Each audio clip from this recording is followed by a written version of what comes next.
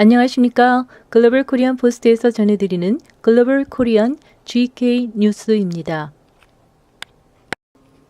이번에 전해드릴 소식은 전 환경장관이었던 피터 켄트 의원과의 인터뷰 소식입니다.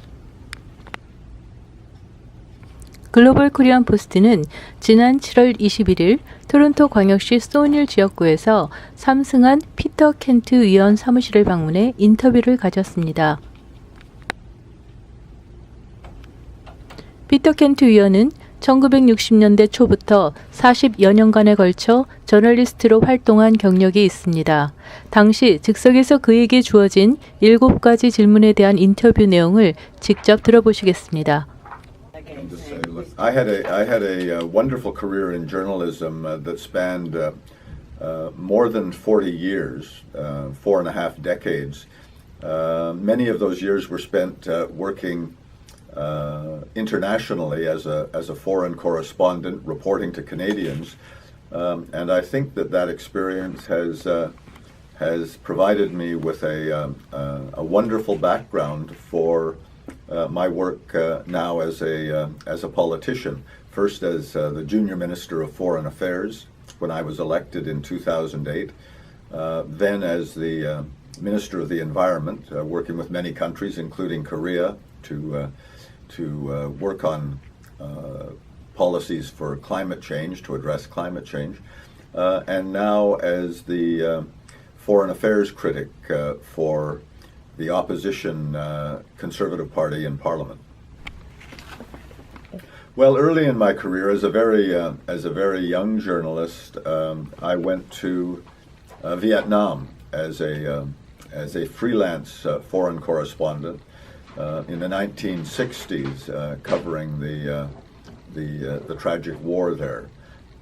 And in later years, working for NBC television in the United States, for CBC in Canada, and Global Television and CTV, I also had an opportunity to work in Asia, as well as in Africa, in Europe, in Eastern Europe, and the Middle East. So I've had many interesting, exciting, sad experiences as a journalist. And I find it difficult to pick out just one example because they were all so different and also important at the time. I left journalism officially in 2005 when I attended the Conservative Party, the reconstituted Conservative Party's first policy convention. And I was so impressed by the policies that I reported on there that a few weeks later I was a candidate in downtown Toronto for the party in the election of 2006. I was unsuccessful that year, although the Conservative Party led by Stephen Harper won a minority government. I moved north to Thornhill, just north of Toronto, and ran in the election in 2008, and was honored to be sent to Ottawa by Thornhill voters. Subsequently, I've been re-elected in 2011 and last year, 2015, and I think that my success in Thornhill can be attributed to two things. One, the policies of our party, which recognize the very diverse nature of our country, the very wonderful, diverse nature of Canada, but also the services provided by my professional staff here at the Thornhill constituency office in helping people with all sorts of issues, pension issues, old age security, visas, passports.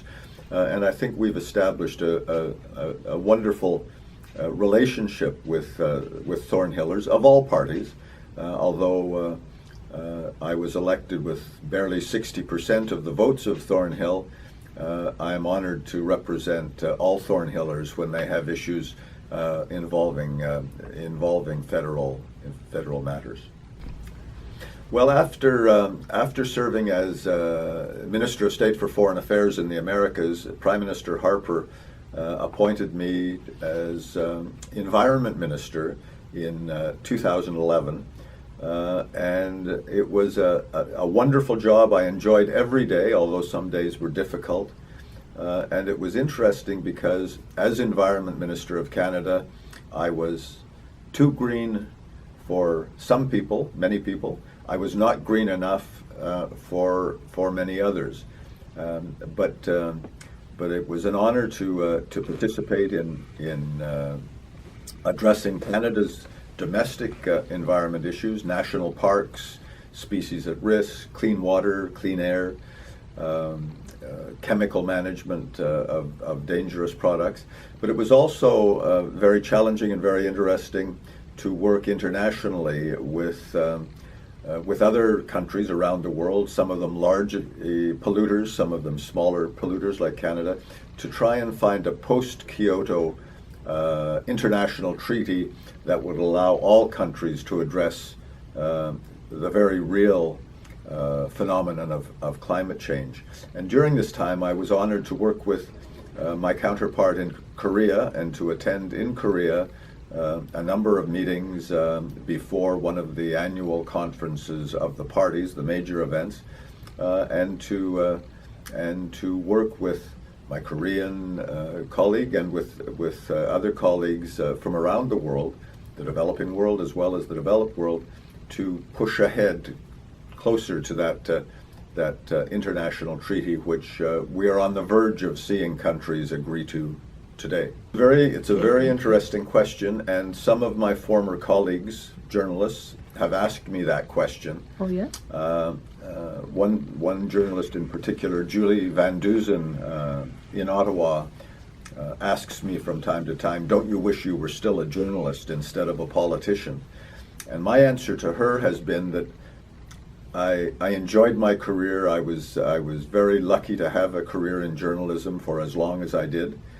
But that as a politician, even on a bad day, trying to help create meaningful public policy, and sometimes failing, it's more satisfying trying to make public policy than just reporting about public policy. And also, you overcome throat and tongue cancer Yes. in 2013. How did you manage your life and health?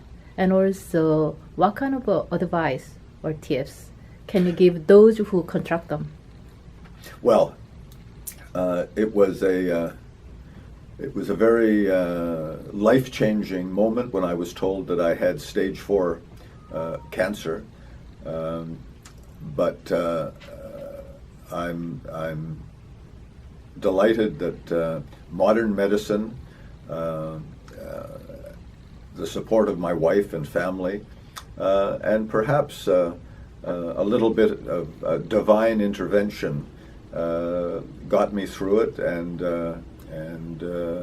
although it's been 2 years now since what was a very difficult and challenging experience, I must say that I'm very fortunate to have returned to, I hope, good health.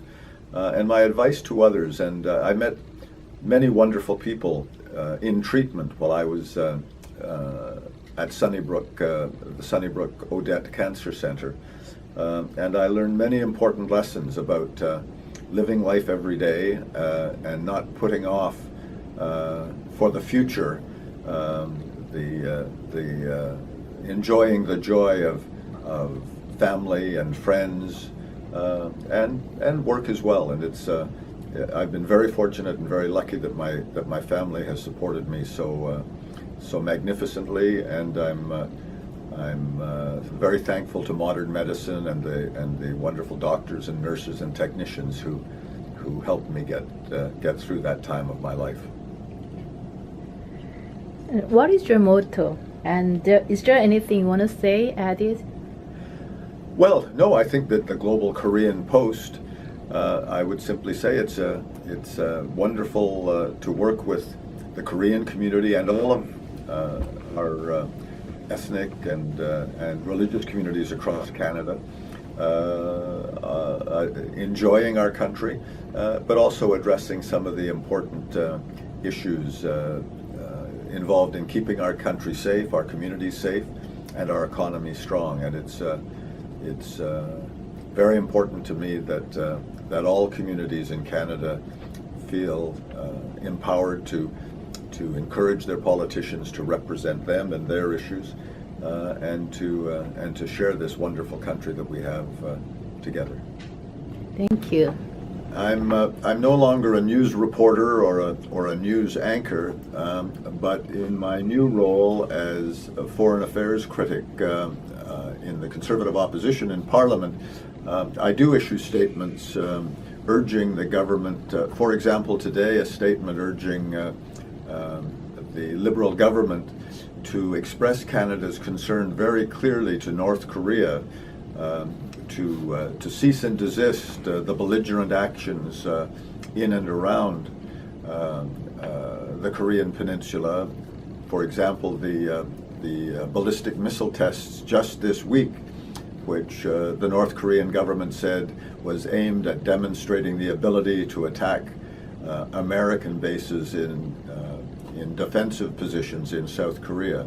And I think it's very important. We have many critical troubled areas around the world, and one of the areas where Canada must stay focused is the Korean Peninsula and the unacceptable behavior and threatening behavior of the North Korean regime. 지금까지 글로벌 코리안 포스트에서 전해드렸습니다. 관련 내용은 www.globalkorean.ca를 방문하시면 커뮤니티 섹션에서 보실 수 있습니다. 감사합니다.